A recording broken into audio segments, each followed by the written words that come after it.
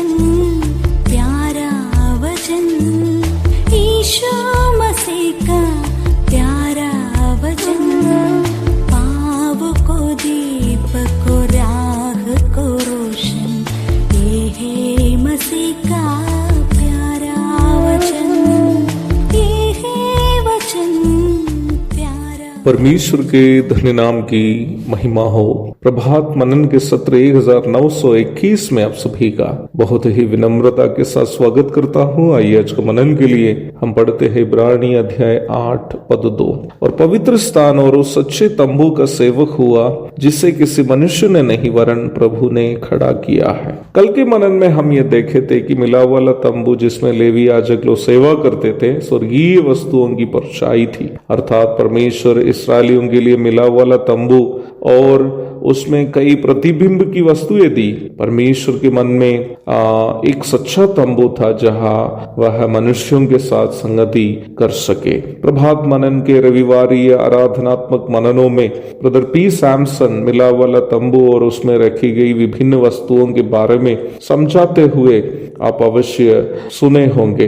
निर्गमन 25 एवं 26 अध्याय में आप उन वस्तुओं के बारे में पढ़ सकते हैं। इब्रानी 9 अध्याय की 2 से 5 तक के पदों में भी उन वस्तुओं की एक सूची आप देख सकते हैं। वहां हम इस प्रकार पढ़ते हैं, क्योंकि एक तंबू बनाया गया, पहले तंबू में दीवट और मेज और भेंट की रोटियां थी और वह पवित्र स्थान कहलाता है। दूसरा, पर्दे के पीछे वह तंबू था जो परम पवित्र स्थान कहलाता है। उसमें सोने की धूपदानी और चारों ओर सोने से मढ़ा हुआ वाचा का संदूक और उसमें मन्ना से भरा हुआ सोने का मर्तबान और हारून की छड़ी जिसमें फूल फल आ गए थे और वाचा की पट्टियां थी। उसके ऊपर दोनों तेजोमय करूब थे जो प्रायश्चित के ढकने पर छाया किए हुए थे।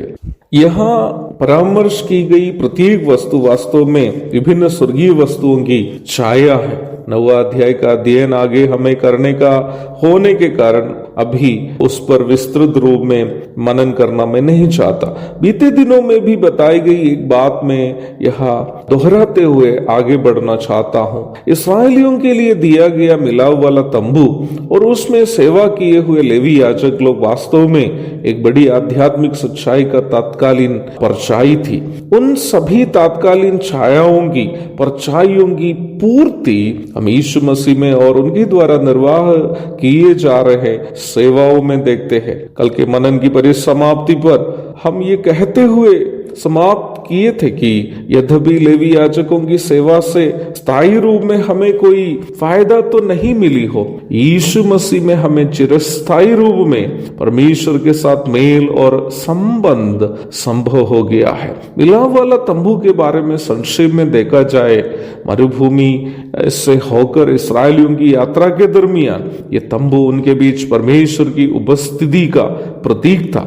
वो परम पवित्र स्थान जो मिलाव वाला तंबू के अंदर सबसे महत्वपूर्ण स्थान था, वो वास्तव में उस तीसरा स्वर्ग का प्रतीक था जहां परम पवित्र परमेश्वर करूबों के बीच विराजमान है। निर्गमन अध्याय 25 पद 8, 9 और 17 से 22 तक, इब्रानी अध्याय 9 3 से 5 तक, यहेजकेल अध्याय 10 पद 4 और 5, प्रकाशित वाक्य अध्याय 4 पद 2 से 8 आदि आयतों को पढ़ लीजिएगा।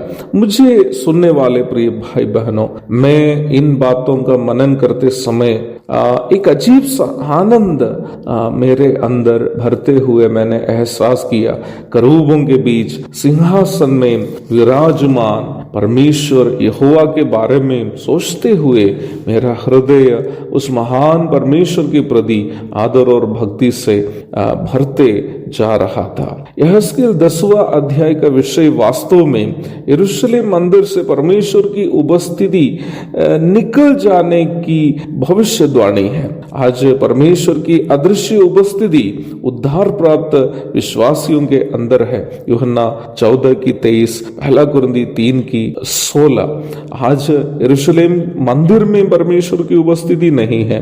परमेश्वर की उपस्थिति मेरे और आपके अंदर में है, जो यीशु मसीह को उद्धारकर्ता के रूप में ग्रहण किए हैं। जब हम प्रकाशित वाक्य में आते हैं, यही परमेश्वर का सच्चा तंबू उस नई धरती पर जो परमेश्वर बनाने वाली है, हम मनुष्यों के बीच में आप देख सकते हैं। प्रकाशित वाक्य 21:3। हमारा महायाजक यीशु मसीह में हम कितने धन्य हैं। उस नई धरती में हम परमेश्वर के साथ उनको देखते हुए उनकी संगति में उनकी आराधना युगानुयुग करते रहेंगे। प्रकाशित वाक्य 22:3 और 4। उस महान परमेश्वर के धन्य नाम की महिमा युगानुयुग होती रहे।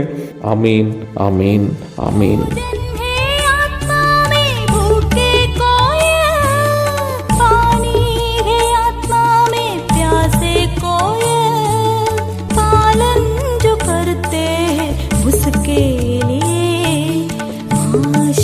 पाने का साधन है ये वचन, प्यारा वचन ईशो